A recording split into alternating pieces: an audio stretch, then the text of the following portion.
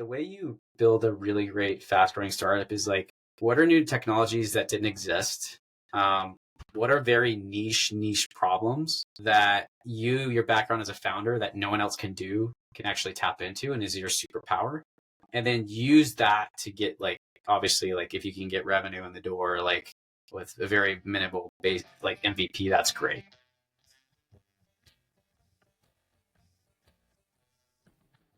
Welcome to the ATX DAO Podcast, the hub for exploring the forefront of blockchain technology in Austin's Web3 community. We connect you with innovators within ATX DAO and beyond as we venture into the world of centralized technology. So crack open a beer and join us for a front row seat to learn about the innovations and trends shaping our digital future. This is the ATX DAO Podcast. Great to have you here on the podcast, man. As you know, we're gearing up to the ATX DAO Pitch Competition numero 3 coming up in January 2025. And we wanted to make the addition of this podcast related somewhat to the pitch competition. So we've been talking with a few of the community members that went through it, and we had the idea of talking to some of the startups that had an experience of the ATX DAO Pitch Competition numero 2 last year. And we figured who is the best person to talk to but the person that actually won the competition. So this is the whole reason why you're here, my man. So before we get going on a bunch of questions that I have for you, can you just give us a brief intro on you and the company that you're running? Sure. So Jake Pimental, co-founder and CEO of Tennis Finance. No, we don't finance really expensive tennis games, but what we do is we provide an AI solution automation platform and compliance oversight platform for financial services companies, with a particular focus mainly on collection agencies. And so our product, what it does is it's able to look through every single phone call, every single customer interaction, be able to not only find compliance issues, but also create plans to fix those issues, as well as provide real-time coaching to customer service agents, that with an internal training chatbot. And we also build a lot of really cool LLM automation workflow builders on the side as well. So that's a little bit about us. And we're working on a lot of really, really, really exciting stuff in regards to product. And I think really just industries are going to be completely changed over the next 5 years. And I'm super excited to get in all that, but also talk about the competition too. Certainly. I totally agree with you that when you look at the rate of improvement of some of these LLMs, it's actually bonkers how quickly the technology is improving. To think that ChatGPT came out less than 2 years ago, and now we have, I don't know if you use like the advanced voice mode for ChatGPT. That thing's just insane. So the rate of improvement of this technology is just fascinating, and a lot of the products that are using it as a feature, not so much as like the main part of the product, I think are primed to benefit immensely from this.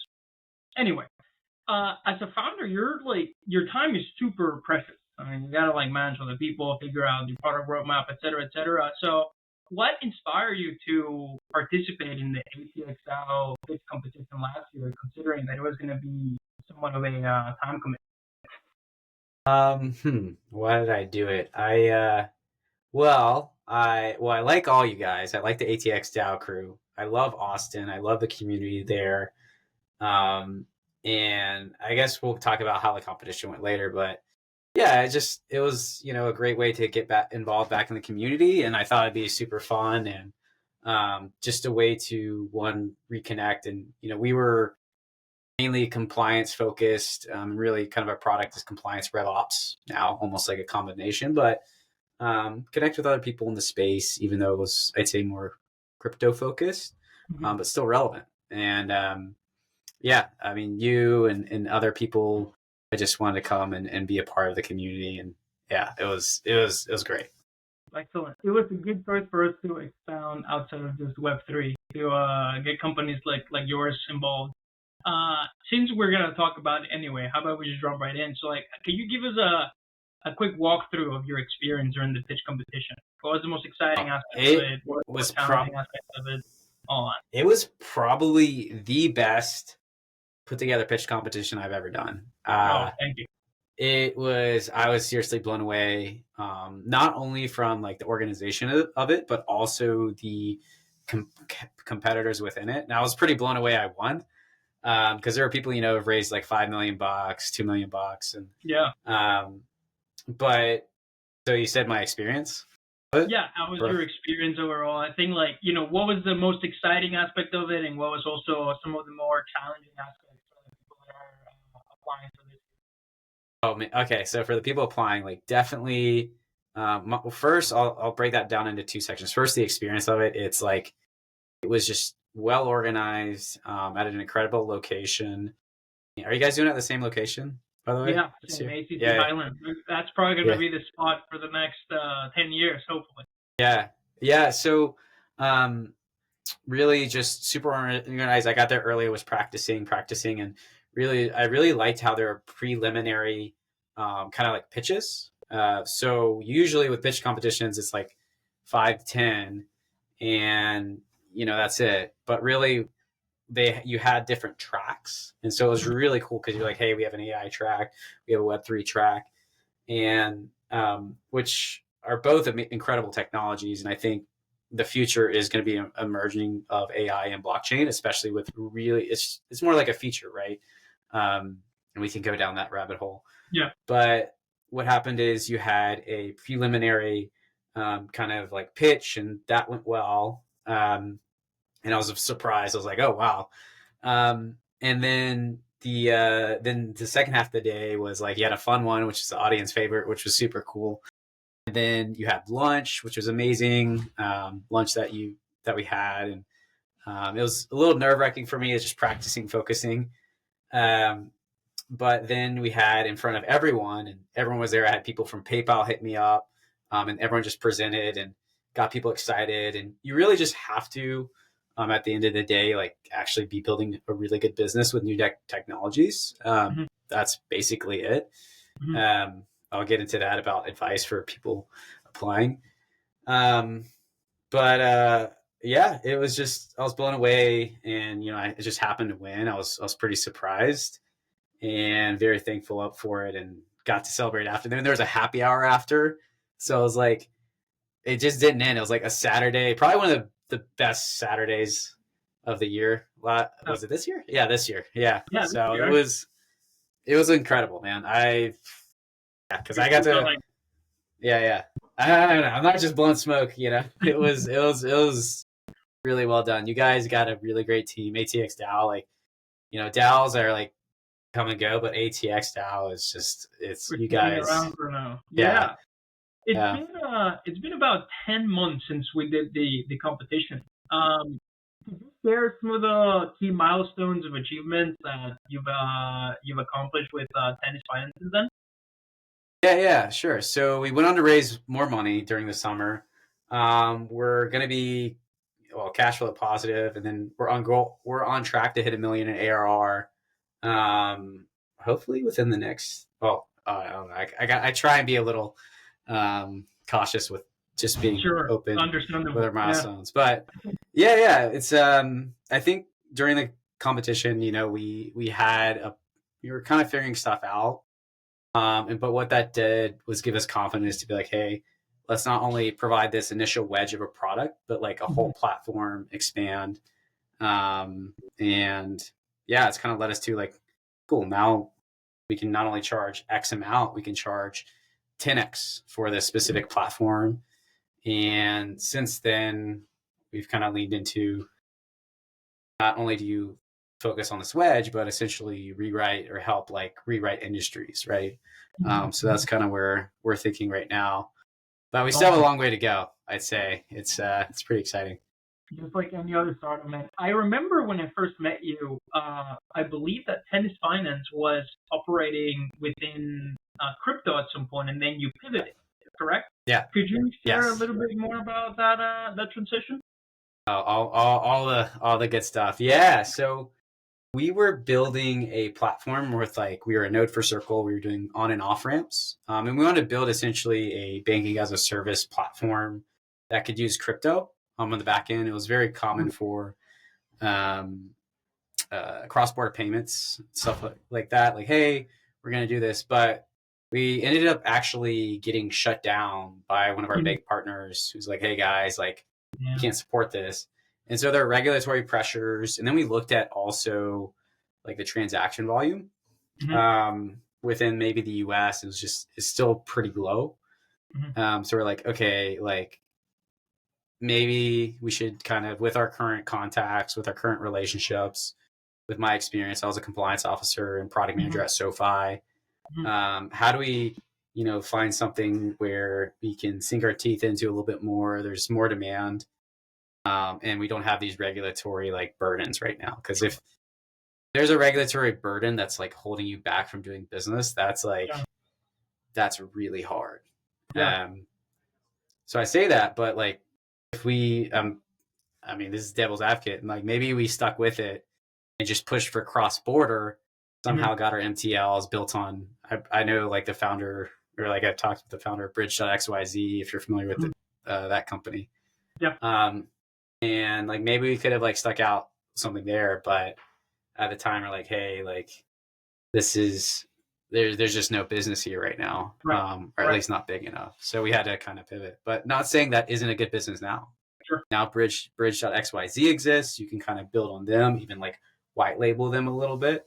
But I think the advice to other founders is, hey, like how do you kind of just, hey, solve a need, do like a specific workflow, accomplish a job to be done that cost X. Because when you're building B2B SaaS or any infrastructure software, it's like, hey, we reduce time, we reduce cost to spend, as well as like potentially you can make more money this way as well, or you help to make more money. That's all you're doing with selling software. Sure. It's commendable also that a lot of people, when they start their company, it's hard for them to let that go and pivot. And it is at least in my eyes, commendable when a founder has the foresight to understand these are my strengths, these are my weaknesses. This regulatory wall, we can fight it, but we don't know how long this is going to take.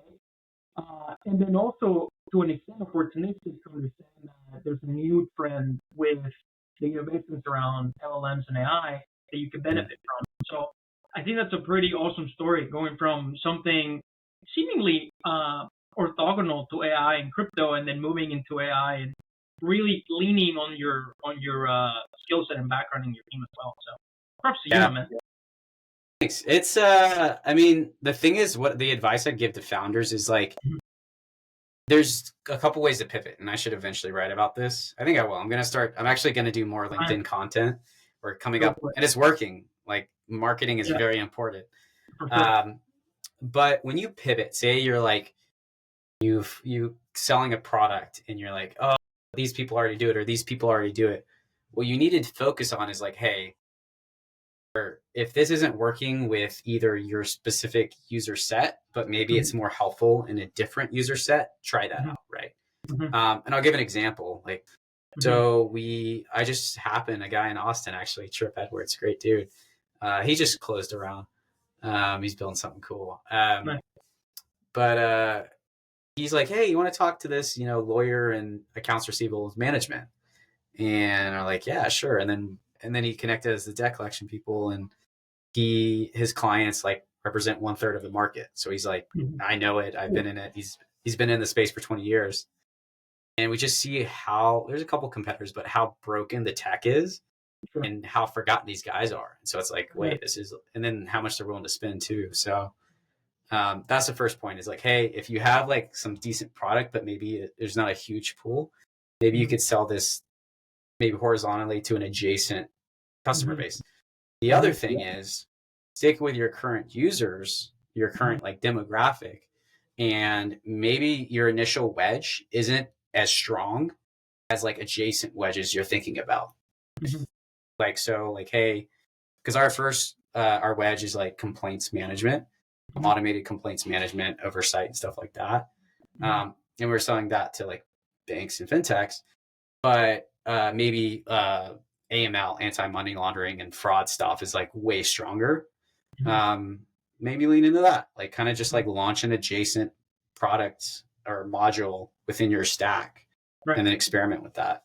So there's two ways to pivot. The worst pivot is where you're just like, you drop everything and you just like go into a completely random direction. Mm-hmm. I think that's kind of how you lose a lot of steam. But yeah, Well, all you're depends. missing some of the, I mean, by dropping it entirely and doing something totally tangential to what you were doing, you're missing out on everything that you built on. It makes sense, like the approach that you're taking, where like, let me take my product and try it out with a different set of users and then see if that sticks around.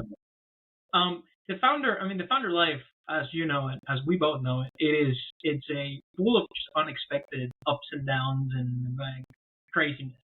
Over this period of time, man, tell us about any like unexpected challenges that you've seen since we last talked in the pitch competition. Yeah, we were talking with companies like, I signed NDAs, but I think I can, like, all the public fintechs. Yeah, like all the public fintechs and also banks, and they're all like, this is great, we're excited. And then obviously, hey, let's like push a contract through. So you go from dealing with that to like, wait, is this like, I think the hardest thing for a founder, a new founder, I'd say, is like, what is the annual contract value size and what is the like time to close, and how do you optimize those two things, right? Because like I know people at a public fintech who are like great and they want to work with us, but it's like, are they going to close in like 6 months? Like probably not, because it's like they're doing some stuff. And so you as a early stage startup, like pre-seed, seed, like, cool, we're getting to 1 million. We got to get to 1 million in revenue or more. How can we do that in the fastest amount of time? And so, how can we charge decent sized ACVs that are going to have the shortest sales cycle? I think that was like, I think if you can figure that out with interesting wedge products or adjacent wedge products, you're going to win, right?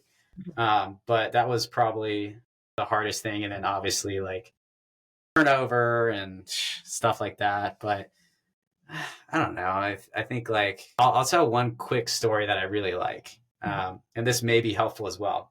Is that guy? I forget his name. He's the guy with the like muscles and he has long hair.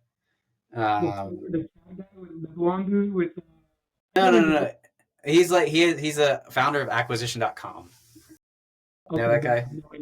Yeah. People listening will know. But he said something. It's like, to win, you have to have a winner's mindset. But when you're doing really, really, really hard things like startups, you're not just selling like an e-commerce product. You're essentially building software that's new. In software one, people don't understand software. They don't understand value. So you're going to like have to lose. And so when you lose for so long, like it kind of messes with you because you have that winner's mindset. So you have to be able to like, hey, like this is going to take time. And you can't lose that winner's mindset through all like the just hundreds and hundreds of no's. And you have to kind of like, all right. And so there's another quote I saw. It's like, you have to deal with the bruising of your ego for so many no's to get to the right place where your ego should be to like power through. Nice. So it's like that is very hard for people to learn and experience. And it's just like, if you're okay with that, it's easier said than done. Like you're going to do well. And that's something I wish I knew more about and just understood, and still dealing with that to this day. But yeah. All of them romanticize the startup founder role, but in reality, you're just like chewing glass all day, and then you have like one big win every once in a while. But it's like, if you think about it, if you're the CEO of a company, you're basically dealing with every problem that everyone has at all times. So it takes a kind of personality, like what you're describing, and just like being very resilient, ego in check, to just be able to power through something like that. Since the competition, I mean, it's been 10 months ago, so I don't know if anything has changed yet, but like, as you listen of the product change, or has new information come into the product with you that's made you think, maybe I need to tweak this part of the product a little bit better, or like LLMs are getting much more competent now. Can we improve it? I love this question so much. The reason why is like kind of my inner mission is like, how do we essentially create financial freedom, financial security for pretty much everyone in the world, right? Like, one is making financial services more efficient. If you make it more efficient, more accurate, that's great. You can kind of like pass it on to like the person who's using the financial system and better serve them, right? And compliance was the biggest, like one of the biggest inefficiencies, still is, right? Yeah. But how we actually do that and how that's getting accomplished today, I'm literally working with people who are kind of like our main ones, accounts receivable management, people who choose not to pay a bill or something like that. And one, we're actually selling to the people who service those debts. And so what in the end is like, oh, wait, am I doing the right thing? Because it's like I'm kind of serving these people. It's like, one, no, this is actually necessary. Otherwise, all our goods and services would be 10 times more expensive if this wasn't accountable. And then two, when you think about the future of where we're going with AI, what I've realized is all these things are going to be very, very automated going forward. And so we're kind of part of that. And what I see, I mean, I hope not everyone's listening to this, but it's what we're going to see is like, and this is in regards to like, say, settling a debt or making a payment. If you can't make a payment, what's going to happen is your finances will all be fed into a data source. And it's like, hey, looks like this person like actually needs to like buy these things. Like, can we auto negotiate a payment over the next 6 months? And that person's AI, along with the actual financial institution's AI or the account holder AI, is going to automatically negotiate that. And kind of that's just how it's going to be. And so going back to my grander vision of like, hey, like, you know, I want to do something that actually makes a positive impact in the world. But it obviously has shifted a lot into how I'm doing that. And I see this across like my other founder friends as well, where it kind of like, hey, we started with this mission, but we kind of found a different way to make a business work, but also contribute back to that mission as well. Right. So definitely changed a lot, but it's the other thing I was going to say too is, it's like stuff that I guessed that was just like, hey, like we're going to eventually be this like fully built out platform with all these products and all these things. I didn't even know what those things were. And as I see like these use cases being built out, I'm like, whoa, like we were right. And we're actually building them. Awesome. And it's like internal, like one use case is like internal training chatbots, right? It's like, we now have the ability to feed in your own guidelines, compliance, and then your agents who are trying to collect, or even like at fintechs, like working with customers, you can automatically spot out issues, send them a weekly score, and be like, hey, here's also a coach that can help you kind of improve like what you did this week, where you can improve on, and then like it is trained on all your knowledge. That was something that I just like thought about, and I was like, and there's already people doing it, but it's like I built it and rebuilt it, so it's kind of crazy. Awesome. Yeah. You know, we're gonna have to create basically an entire podcast dedicated to AI and how AI is being implemented into just products that people use on a daily basis, because I have a ton of questions for you on that side of the house. I got so many thoughts now. It's crazy. I'm just thinking about. I'm in it, and it's just like it's crazy. Like, yeah. Well, one cool thing is this is the last thing I'll end you on. Something that we're trying to figure out is like, one, data structures won't matter in the future. Like we're kind of like, hey, you have to upload it a certain way. This database needs to connect this way. What we're building in, trying to build in, is essentially like our AI will automatically fix the data structures of different data coming in. And there's already like kind of automatic APIs like this that use AI. But for our product, we're doing this. The other thing that's really cool is essentially on-demand UI, right? Where you can actually feed out on-demand UI based off data coming in. Right now, we're probably going to experiment with this in the next, like, I'd say 2-3 months, of like on-demand, like LLM created like components for visualization. And this is already kind of being done a little bit. Like, check out Julius AI. But like, imagine that, like a React component's built on the fly. So it's just like, some of the Claude has that capability now. Like, even if you don't ask it to build a chart, sometimes they're like, oh, let me just bust out some React code right here, and then boop, it shows you the chart, which is fantastic. Yeah. Sorry, go ahead.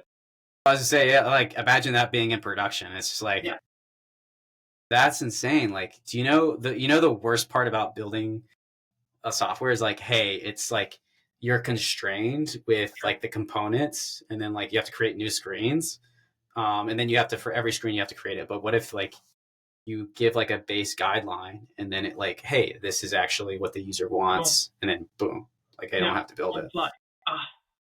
Yeah, we're gonna have to chat separately about this, because I want to basically squeeze all the advice that from you that I can get founders. But we're gonna have to do a rerun on basically AI for this podcast again, because this is we can talk for 2 hours about this. Oh yeah. This is about the competition, right? It's about you, but I want to give the audience a little bit of like a heads up of the what to expect. If you, like, looking back in your experience and how the competition went for you, if you could tell past Jake something, a piece of advice, as you were going through the pitch competition, what would that be? I don't change anything because you won, but I'll give it to other people coming in. It's like startups. I believe startups are changing completely. Mm-hmm. I think venture is changing completely. I believe, like, honestly, I think we could be $1 billion company with a very limited amount of resources. And the only thing probably we'll need money for is just buying up other companies. But like the way you build a really great fast growing startup is like, what are new technologies that didn't exist? What are very niche problems that your background as a founder that no one else can do, can actually tap into, and is your superpower? And then use that to get, like, obviously, like if you can get revenue in the door, like with a very minimal base, like MVP, that's great, right? So yeah, just know those things, and you'll be surprised how many people just don't have the basics in regards to building a business. And then kind of what their software, how much time, how much money is saved using their software, and what this actually unlocks for people. And if you do that, then people will be like, oh, like, I don't know, I haven't done a pitch competition, I think, since that one, maybe, honestly. So yeah, we've just been heads down. But that's exactly right. yeah, also the other advice is like, this is just like, dude, don't go to tech week stuff, just like build, focus on your ICP, your ideal customer profiles, build and sell and get them on the phone, and just like build for them. That's it. Like that's all you need to do. I remember you among the finals. I didn't get a chance to see the semifinals.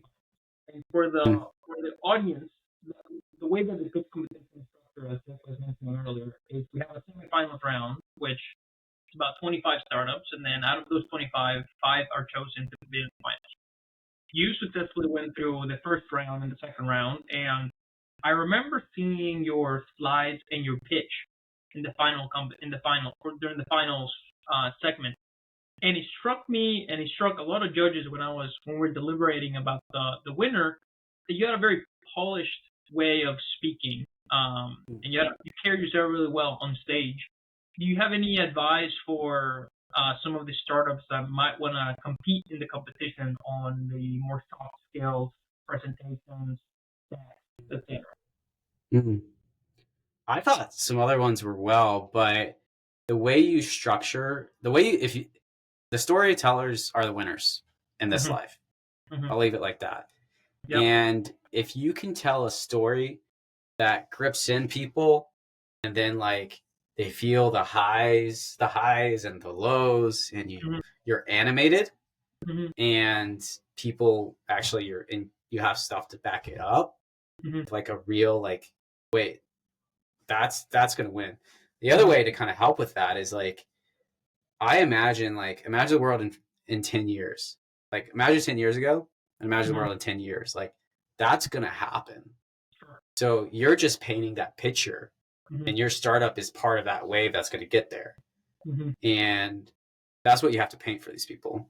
for people in general. And yeah, so just be entertaining. I think that's the biggest thing is like, one, actually don't just like, hey, we building this AI or this blockchain and like we have this complex like architect. No one cares. It's like people care about emotions, people care about creating change, and like people want to feel related to as well, and that's hard to do with sometimes a tech startup, right? So that makes sense. Yeah, that's the best I got for that. No, I think that's fair. You know, one of the limitations that I see with a lot of people when they're pitching is that focus on the technical end that the product brings. You know, and they dive into the architecture and they dive into all these technical concepts. And to a technical founder, to a technical judge, I guess that makes some sense, but it appears It still doesn't. Yeah. It appears to be like if you are a startup founder in the technology sector, telling a story is a lot more impactful than telling us about your technology. Yeah. If I think about it like this, if you can like Uber, there's a really good book I recommend you reading and other founders reading called Modern Software Engineering. Recommended by a guy, Roger in Austin. He's a good dude. But really, if you can describe your startup, like think about Uber, you push a button, taxi knows exactly where you need to go, where you're at, will tell exactly where you are, how long it'll take you to get there. All you have to do is push a button. You don't care how it works, but it's like payments taken care of, everything else. That is beautiful software where it's like you push a button and everything is done for you. I don't care what server they're running. I don't care like they're like monolithic or modular design of the back end. I don't care. It's like you have to think of more on the jobs to be done framework state of mind. And that's it. It's like, that's beautiful. It's like, whoa, like, and what's crazy is us as living in the now, we just take it for granted. Like this was mind blowing for people who had to call taxis. Like, and we just take it for granted now. And that's how all tech works. Eventually, like the way we use AI now, and like, I take so much stuff for granted and everyone else does. It's like, oh yeah, like voice analytics, automatic like agent scoring, coaching, internal chat bots trained, like that has RAG built in off all our own stuff. Like, oh yeah, I've seen that before. That's pretty cool. It's like, what else do you do? It's like, oh my gosh, like this is like unfathomable, like just 5-10 years ago. But back to your point, which is like, hey, like you got to tell a story and like essentially no one cares how it works, like why it works. Sure. You know, you mentioned that you were in a fundraising round right after the pitch competition. In the pitch competition, you know, as you mentioned, there's an element of entertainment. You know, like you're there and you're trying to entertain the audience, but that view or that pitch changes slightly whenever you're pitching to an investor. Yes. Could you give us some of the differences, like between the pitch that you prepared for the pitch competition, completely different, something that you prepared for an investor, for some of the people that might be interested? Yeah, it's completely different. It's like there's so much that goes into like, I think investors pitching is like just still a weird art that I still have a lot to learn, but there's a way to tweak it. And like, if you pitch like 30 people and it's not clicking, you can change certain things and act certain ways and it will work. You've probably heard that advice before, but when you pitch to an audience, like you can kind of say some crazy stuff and like people will like listen. Investors, the thing is investors, they hear hundreds of pitches. So your job as a founder with an investor is like, hey, I found something really unique that we already like, we know we're going to win and we know it's going to grow really fast. And we're like the best people to do it. It's kind of similar with the audience as well, but I think it's less aggressive and more kind of storytelling. Because you don't have to do all that, the more grandiose storytelling for an investor, because they kind of get it. It's like cool, like, but like for investors, yeah, it's definitely different. You have to just like, they're gonna have like a lot more, and plus they'll just like dismiss you, and like you'll just get interrupted. They'll mess with your flow. They'll try and take control of the situation, and it's your job as a founder to always take control. It's like, no, like actually, and founders will get there too. It's like you have to be in a really great state of mind, I think, to raise a good round. And it depends on a lot of different things: exited founder, all this stuff. But with audiences, it's like your job to be a great storyteller, be animated, not get bogged down in the weeds, and like tell a story that I learned something. I understood it. 2, I learned something. 3, I have a very optimistic output of the optimistic vision of future thanks to this guy, and I think he's going to do it, or I know he's going to do it. Like, that's cool. So that's how the audience wants to feel. Investors are kind of similar in that sense, but they're much more jaded, as in they hear like some will hear like 10, 15 pitches a day. So it's like your job to like essentially open them up and like lead them down a path as well. And then also investors are much more like, hey, who else invested? All right, like, sure. Now I'll like give you time of day. Yeah. That makes sense. So for a big audience, you're focusing a little bit more on the storytelling elements of your startup. Why your startup is the right one, why the team is the right one, and then paint the grandiose picture so that everyone basically gets excited about and you have to explain things differently too. Like, right. An investor is gonna know like, oh, cool, like banking as a service. No one's gonna know what that is in the audience, right?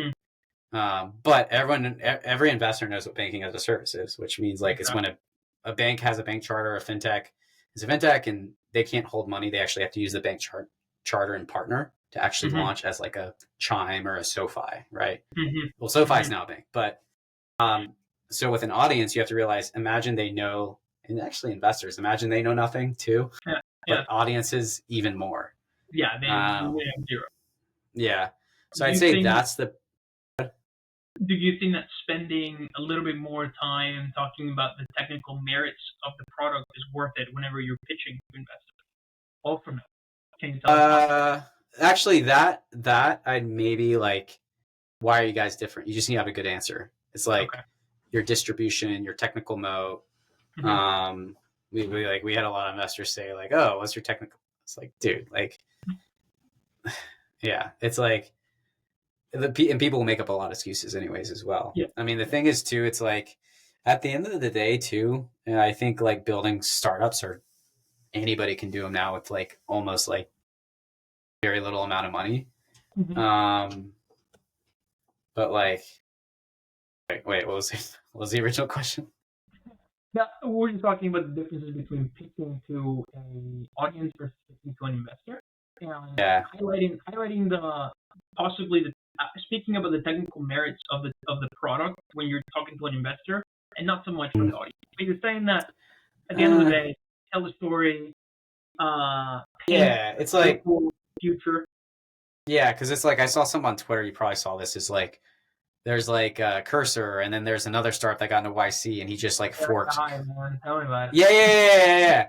I was like, I don't know. Maybe they'll win. Honestly, like they're like a fork, but like, dude, it's another business. Like, who cares? Fork of the explode.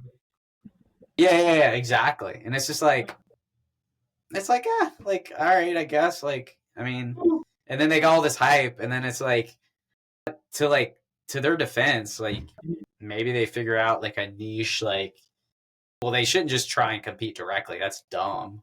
Say they figure out something in DevOps, like where it's like, hey, like actually we're a really good like add-on for DevOps, and that's our focus. And then we built our own DevOps platform. The problem that I see with a lot of startups is, and you probably see this too, is just like you start as an add-on, and then but how do you build like a full orchestration platform? And then, or you become like an actual verticalized like business, which is like, like where you could say you're building a marketing SaaS tool with AI. Like, why don't you just like build a AI marketing agency essentially? Because now it's feasible. You could essentially have like, with it wasn't possible for its large language model, which is like, hey, we'll automatically scrape all your social media campaigns and tell you the effectiveness of it and what to change, and then help you create new campaigns based off your demographic. That was a marketing agency. That can be automated now, and yeah, exactly. You just have to connect the data a little bit, but yeah. What exciting product features can we expect from the awesome tennis finance team coming up? AI only, okay? Just I can't say some stuff, like it's because we have some, whatever. yeah, but I will say definitely a good trend to look at is look at I'll talk about another story. Like this, I had dinner with the founder of that was a while ago, but I was really impressed with him. It's a company called Pylon. Have you seen them? I haven't seen them now. This guy crushes with B2B LinkedIn marketing. He's amazing. I'm turning up my LinkedIn marketing as well. But they started, this is their journey. They started as a Zendesk Slack integration. That was like their initial wedge. The next step was like, hey, we'll help you manage your Slack channels, your Slack support channels as a B2B business. And then they just raised their Series A, and guess what they announced? Hey, we're the B2B customer support platform that's integrated into everything. So now they're competing with Zendesk. So you have to understand that path to becoming like the platform to run a specific business, right? Or a specific like thing, right? And you can even view it if you view, like, I'm trying to think of, I don't know, like imagine like a SoFi, right? SoFi, their wedge was like, I work at SoFi. So their wedge was, hey, we refinance student loans, which was a very new thing. But now they're a bank. Yeah. It's crazy. And they offer like everything a bank would offer. But they've essentially have better tech, better marketing, like better margins, thanks to technology. So it's like, know your wedge, know that first thing to get you traction, and then how do you like kind of build out from there? And yeah. A lot of sense. I have about 10 more minutes with you, my man. I'll give you your time back because you're a busy man. So, yes. Last question: how do we, as we're basically approaching the pitch competition in January, what would you tell a startup founder that is sort of on the fence of applying? Do you think it's worth it? Do you think it's not worth it? What would you tell them? It's the best thing. One of the best things I've ever done. I don't know if it's one of the best things I've ever done. That one's a little pushing it, but it's like, one, if you're a startup founder, like you may not win, but something as a founder, what you'll learn is getting that feedback and hearing that, and then talking to people about it. You'll learn so much more about what you should build or what you could be building. So you should apply for that way. And then two, if you win, that's just great marketing and also some money as well. I don't know if there's there's another cash prize. But that's awesome. And two, I actually ran into one of the founders at an event that I like pitched the other kind of AI compliance. Oh, yes. Yeah, I ran into him. Where did I run into him at? Somewhere. But it was just like funny. Just like you build your network. And what I've learned is it's so important to build your network and build good relationships. Yep. And that leads to just so much. And also just read a great book, or I'm reading one, where, people who live the happiest and most successful have like really value relationships. So all those things, you should definitely do it. Apply. Roberto's great too. The rest of the ATX DAO team is great as well. I'll do my best. It speaks volumes to understand that as a founder, having a network and having being a marketing machine is equally important as the technical merits of your product, right? Honestly, I think that's 10 times more important now than it was 10, 15 years ago. Is that right? So easy to build. It's so easy to build. And I guess it's kind of easy to market too. Sure. But people don't do it. And I just posted yesterday, and I'm going to start doing every day. And I'm trying to do at least around one podcast a week. We're kind of booked up the next couple of weeks, but just a couple inbound just from a post yesterday. And it's just like, 5 seconds of work versus yeah, because it's just now software is getting commoditized. As bad as it sounds, software is so fast and easy to build. So goes back to your point about being able to tell a story and being a fantastic marketer. Also helps quite a bit. Okay. Anyway, I'll learn skills. All skills you can learn too. All skills you can learn. Yes. So finally, for anyone that is interested in following your story or tennis finance, where can we find more information? Hit me up on LinkedIn or like go sign up on our website if you actually want to use our platform. We're going to be doing a newsletter coming out soon, but right now mainly just other LinkedIn stuff. So we'll link all the socials in the section. Hit me up. I'm busy. I'll probably say no to you. Maybe I won't. If Roberto says talk to this guy, I'll talk to him, or girl, I'll talk to him. But I'm like trying to be better at saying no to people. As a founder, it's okay. You gotta get into it. So it's totally okay if you want to say no to people. It works. Yeah. Awesome. All right, we done? We good? Yeah. Well, thanks for spending the time here, man. We appreciate you coming to the pod and great catching up with you. Roberto, always a pleasure. This guy's great. Founders, apply. It is incredible. But have it going, bro. Talk to you soon.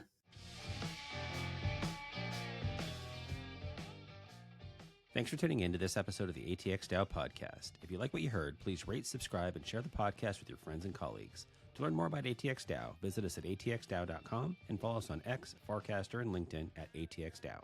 Thanks again for listening, and we'll catch you in the next episode.